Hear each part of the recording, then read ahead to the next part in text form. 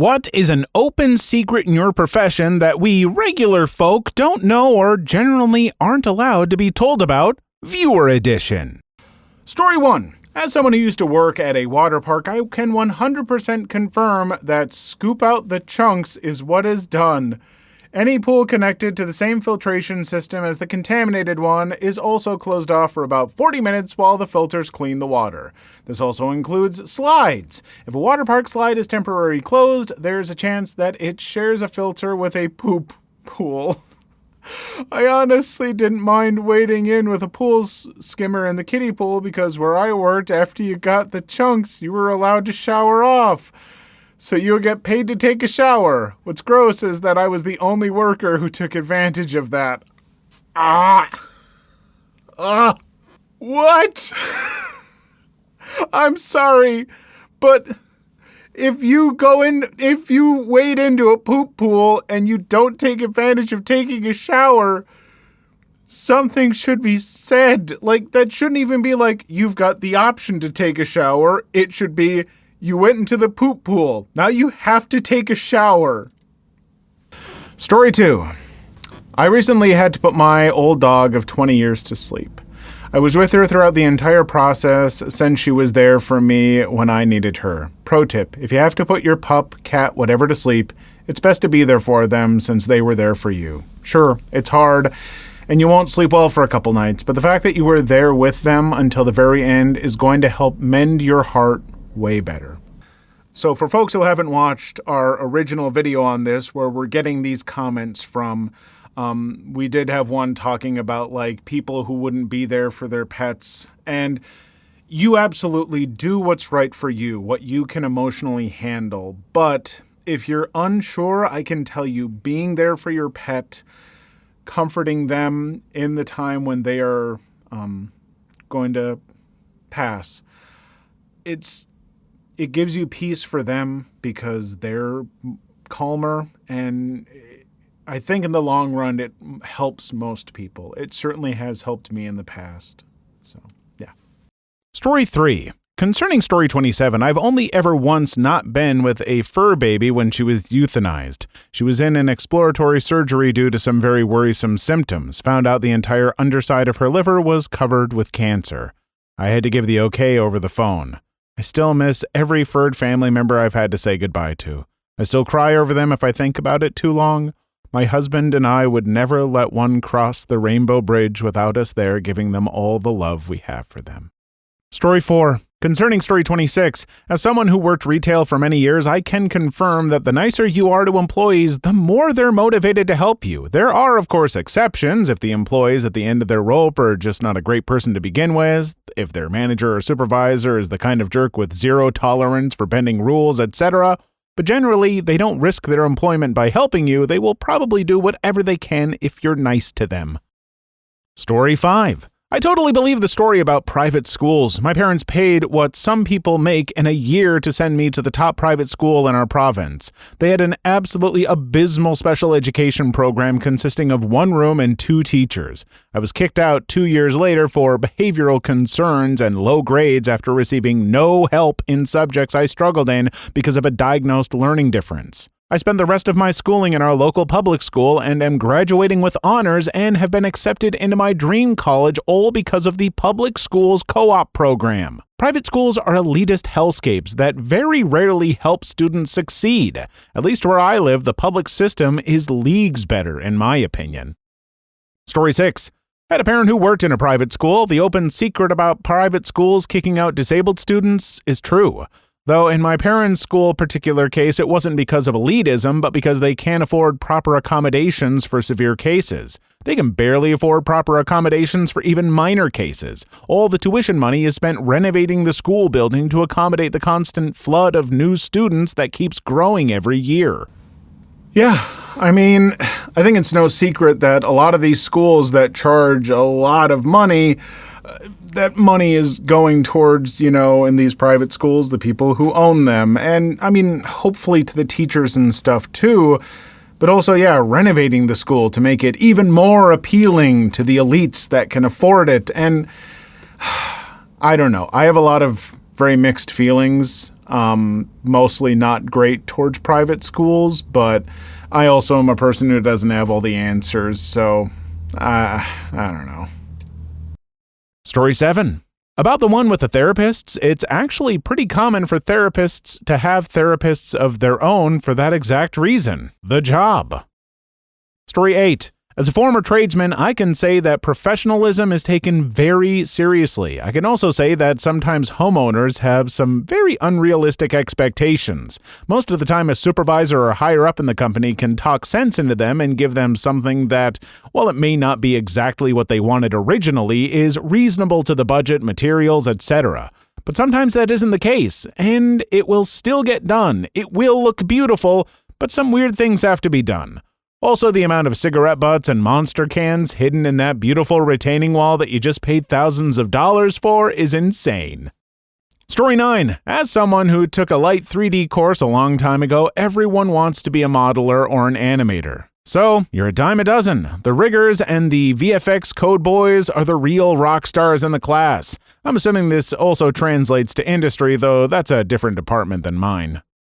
Story 10. Owner of a coaching school here. Most students who fail a subject don't do their homework or study after school. Of course, they will absolutely get better grades when they're with us for 90 minutes to 3 hours each week for at least half a year. Almost the same could be achieved if they took learning a little more seriously and did the necessary things themselves. Story 11. As someone who works with 3D modeling, I can attest to the fact that the things that impress people the most in animated movies, etc., Pixar, DreamWorks, Disney, and so on, are elements that often are the easiest to do. See those incredible details in the reflections of that animated character's eyes? A simple setting that takes maybe 1 to 5 minutes for the artist to set up. The 3D artist isn't manually calibrating all the reflections and ensuring everything is there, hand-painting things, or anything of that sort. It's literally just a standard material feature in the program and a custom 3D image environment, think 360 image, that is reflected automatically on any material that the 3D artist chooses with a simple click of a button. What actually takes effort, the character rigging, lighting, texture blending, animation, nobody ever talks about those things. Only the shiny stuff gets attention, but the subtle stuff is 100% of the time what took the most effort by far. Yeah, I've watched enough stuff about, special effects, 3D modeling, all that, even though it's something that I just don't know or really do. But it is always kind of surprising what parts the real work goes into, because for a lot of those really fancy little effects, that's stuff that someone did all the work on to create a plugin so that other people can do it at the snap of a finger, a plugin or a whole tool or app itself. I don't know. People smarter than me can explain it better, but if you're interested in this stuff, go look into it. Story 12. I work in childcare. Your child already knows all the common swear words, including slurs, and either learned them when they first started interacting with other kids in kindergarten or from adults in their life before kindergarten.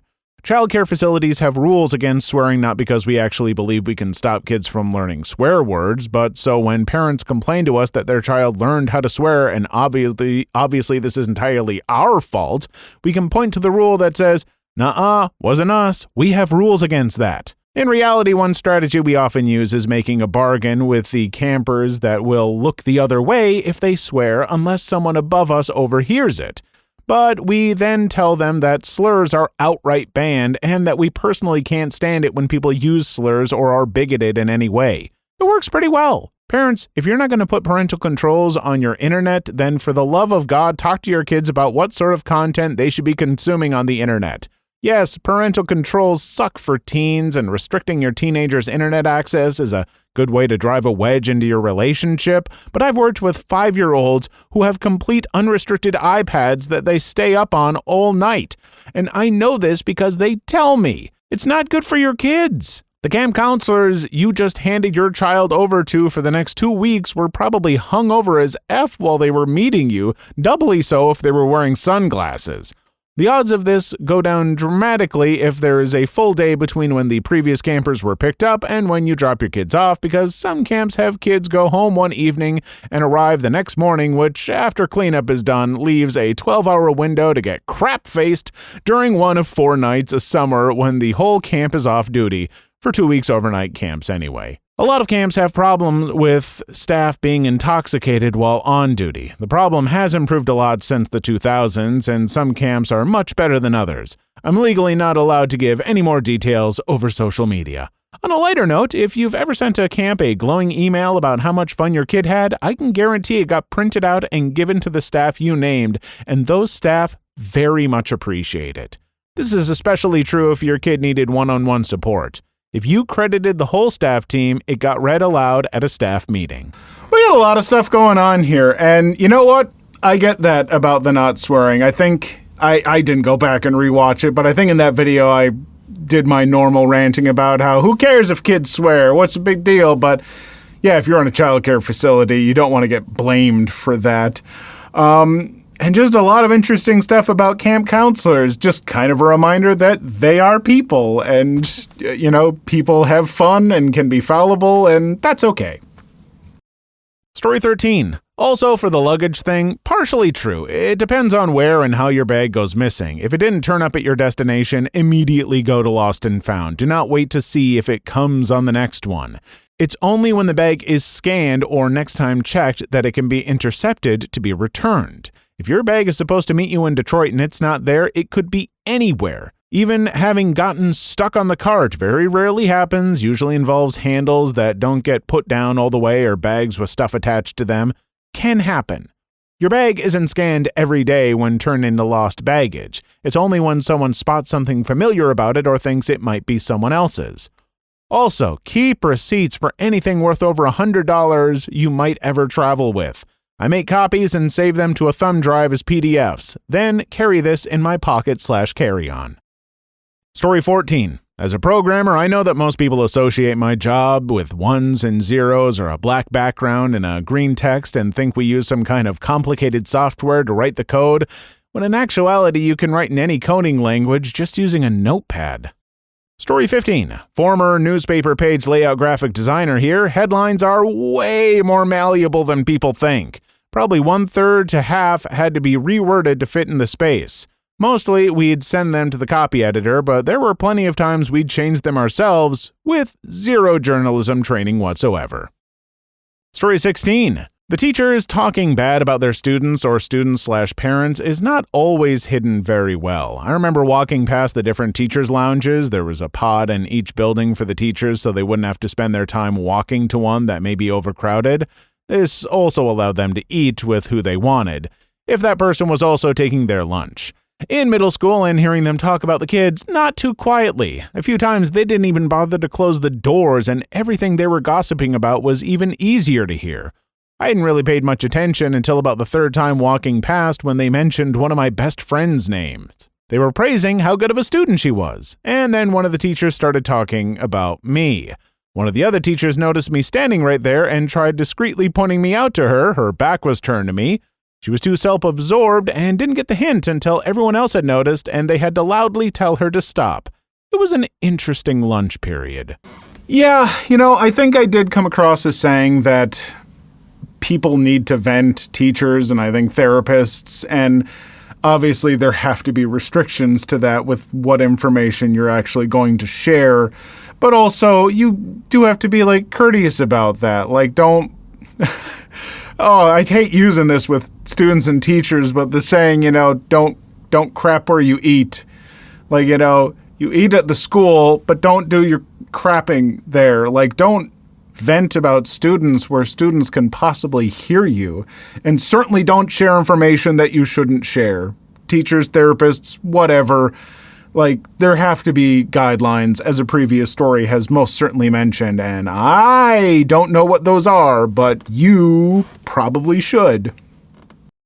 Story 17. I never ended up becoming a teacher, but I did a childcare course and was placed in a primary school for my work placement. I tried my hardest on that course and placement, but ultimately it just didn't work out. Teachers absolutely do talk crap about students they don't like, including visiting college students. For example, me. I can't remember what they said, but I heard some of the primary teachers talking crap about me and another girl on placement as we were about to enter the staff room to have lunch. Story 18. I worked as a caretaker for about a month. I quit after one of my parents died. I couldn't deal with it. I was hired after telling them I definitely test positive for marijuana and that I had no experience. They didn't even train me, just assigned me to an elderly couple that needed a lot of care. I felt so weird caring for this couple whose kids were all perfectly capable of caring for them but were too busy. I would never put my parents in that position. If you love your parents, take care of them when they get to that age. Nobody deserves to be cared for by complete strangers who don't know what they're doing. Story 19. I'm not a baker, but I watched this video about the science of boxed cake mix. Apparently, a lot of bakeries use cake mix to make their expensive wedding cakes because if they make it from scratch, it's not as good as made from box mix. It's cheaper and faster, too. Makes sense. Story 20. Concerning story 19, oh my god, the pap smear one is so true. I went to an OBGYN for the first time in my life to get a pill prescription. The first thing this old 60-plus-year-old male doctor said was to take off my pants and to spread my legs on the examination chair. I was terrified and asked why he wanted to do that. He mumbled something about checking for diseases first. It's only then that the female nurse looked at the questionnaire I filled up earlier and quickly told the doctor, "She's a virgin. She doesn't need this checkup." And I felt immediate relief. This doctor didn't even read the papers I filled up. He just wanted me to hurry and spread my legs for him. Even to this day, I feel so much disgust toward him and his practice. Bless that nurse that saw the discomfort in my eyes and tried her best to protect me. Story 21. It's been quite a while now, but I used to work as a personal care worker and had many patients who lived in assisted living, and I never had that experience. I did, however, have patients tell me they were ready to die. That is a very different sentence. Not saying it doesn't happen, but this sounds to me more of a COVID-era lockdown problem or a problem with the home the poster worked at. However, the way this was phrased, where the patient has dementia and family members couldn't deal with it and stuck them there, is something I can speak on. I've had patients with dementia who were dangerous to themselves and their spouse and were way too much to handle without constant care and attention. If you cannot care with your family member with dementia, you're doing the right thing by letting them live where they can get the care they need. You're not just sticking them somewhere, and it's not a sign that you didn't do enough or gave up on them because you're doing everything you can. Your family member will not be alone, they will bond with their caretakers and vice versa, but more importantly, they will be somewhere that they can be monitored and protected. So yeah, I think this is an important thing to keep in mind, because we did have the one previous story saying like, hey, if you can take care of your family member, you should, and I think that's a very valid point, but I think this is a valid point too, that sometimes it is good to recognize when you can't offer the care that a loved one needs. And you can't destroy your own life trying to give that care. And so it is good to hire these professionals. And where that line is for you, where you're comfortable, that's between you and that family member. Story 22. The story about PD dispatch is true. It's the same for all levels of the medical field, too. We love and want to help you and your loved ones, but we are overworked and massively understaffed, either by budgets, call-offs, or no one to fill the open shifts. We use the same sense of humor because if we didn't, their world can be anyone clean you up, give meds, figure out the right diagnosis, follow up with home care, etc. Be patient with us, and we'll do the best we can. Story 23. Also in regards to medical lab tests, doctors' assistants will perform the tests in their offices. They're most likely unqualified to do so. You're much better off having your samples done at an independent lab or at the hospital facility. Story 24. Venting to those who know what you're going through around the 22-minute and 12-second mark, concerning the previous video. A lot of time therapists and teachers can't vent to anyone else. If another teacher or another therapist lets out what was told to them, both the person venting and the person being vented to would be in trouble, especially on the therapist side with HIPAA involved, at least in the US. Story 25. I used to be a meter service technician, a fancy term for a collection agent for a light company. When I turned people's lights back on, they would often be peed, cussing, and even threatening the guy who turned them off. I would not agree with whatever they said. The open secret is, I was always the person who turned them off. LOL. Story 26. The whole construction pee bottle thing is real. I work building swimming pools. If I or my coworkers left every time we had to pee, the customer would complain to the boss about us leaving all the time, and the boss would complain about all the extra driving we're doing in the company truck. Construction workers, you deal with a lot of crap, and for that I am sorry. But I will continue to be mad at you for making noise at 7 in the morning. Not really. I wake up earlier than that. Story 27. About medical supplies. In most countries, a minimum wage in the USA could fund any sort of medical need that doesn't require you to go to the USA, like some awfully rare disease. Like top-notch surgeries for $5,000 US. Still, there are overpricing supplies. A friend of mine asked me to find an ICU monitor cable for him. That thing should be 1/5 the price of an HDMI cable, but it was as expensive as a computer. Story 28. Ex-kennel employee here. If you have a kitten, it's going to get socialized. We take them out and play with them in the feed room. They get extra cuddles and treats, and we spoil them rotten. If you have a very active social kitten, don't pay for the extra playtime. I assure you, they are out of that kennel more than they are in it. We even kept toys specifically for them so we could have fun with teasers and balls. Trust me, they're getting 2 or 3 playtimes per shift that you didn't pay for, and they're getting snuggles while we do dishes or take breaks. We had one that was just adopted and brought to us to hide from the little girl that was going to get her in a few days. She got sent home with a bag of toys, a tunnel, treats, and more. The parents were gobsmacked, but we aren't in that profession because we dislike animals. We knew the family was excited and that toys were probably overlooked, and we provided them from our own pockets. Also, if your cat is deemed a bite risk and or aggressive to strangers, please don't pay for extra playtime no matter how fat they are. I have scars on my thumb from a cat. I was wearing welding gloves when I got bitten. This makes me extremely happy to hear, and I hope it makes a lot of other people very happy to hear. I think we all assumed that you love our pets and play with them, but it's reassuring to hear it from someone directly. Story 29. Regarding the airline's secret at 14 minutes 28 seconds, well, yes, kind of yes and no, depends on the airline. At the airport where I work at, there are mostly, like in most other airports around the globe at this point, low-cost airlines. These airlines will apply what the person said about getting your bag onto the flight to get it to you faster than it would have been by going on the next flight. We call them rush bags. But it rarely, if ever, happens that other airlines accept your baggage to get it to you. Quite the contrary, actually, especially if it's airlines not belonging to the same group or alliance, oneworld versus SkyTeam, or airlines with a very, very, very rough competition, Ryanair Group versus EasyJet. Also, the captain can refuse to board your baggage simply because he doesn't want it or because it just takes up valuable space that would be occupied by cargo, in case the hold usually used to store bags in is full. Happens. Not a lot, but it does happen. Not to mention the fact that it adds weight. Bags left behind or simply wrongly boarded are special, and on ground we do try to give them priority, but sometimes it just doesn't happen, and your bag may simply be chilling in a lost and found center of an airport you've never even heard of. As OP said, nobody has any idea where your bag is, and it will eventually get found sooner or later.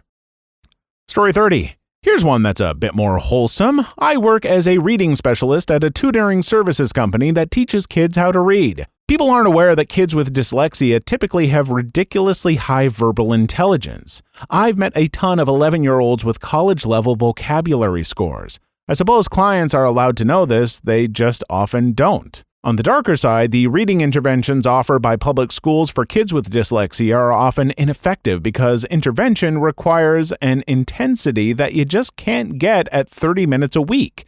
It often requires a few 2 to 4 hour a day to catch up. Also, we often don't have degrees at my company related to education. We're trained how to do one thing and we do it amazingly well. A lot of reading specialists in schools took a smattering of coursework related to all things literacy but don't specialize in dyslexia intervention unless they pay into the pyramid that is Orton Gillingham, and even then they may not have a ton of experience implementing it. Story 31. As a former hotel housekeeper / current house cleaner, we absolutely take pictures of your private messes and gossip like fishwives about our nastiest clients. Some people are remarkably disgusting.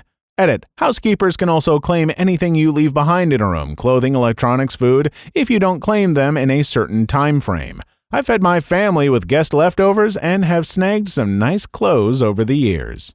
Oh, yeah. As a former hotel maintenance worker, I've had plenty of chats with the housekeepers and stuff. And yeah, if you were nasty at a hotel, we're talking crap about you. And we will remember your face if you come back every year. Oh, yes, we will.